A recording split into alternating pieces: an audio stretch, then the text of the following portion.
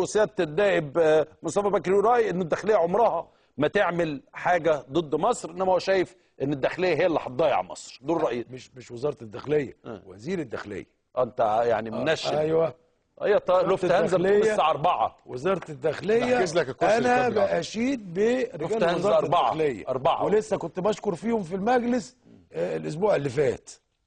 انا بتكلم على الثقافه اللي هو يعني الضباط اللي تحت ايده دول مش ضباطه يعني تحت قيادته؟ لا لا لا لا، ضباط يا اخي زيه.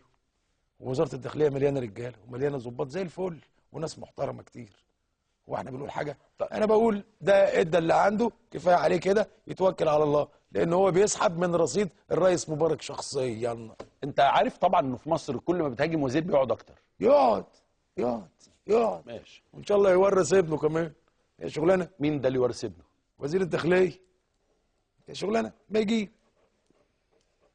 هنطلع فاصل اعلاني ونرجع تاني. وحجزوا لي دلوقتي قالوا لي لوفتهانزا فيها مكان بزنس فاضي طالع على لندن بعد تقوم دلوقتي. ايوه انتوا عندكم حصانه. فخر الاخير انا ما كملهاش. هطلع فاصل اعلاني وارجع تاني. روح انت، انا هختم. ما تقلقش، روح انت. ابقوا معنا.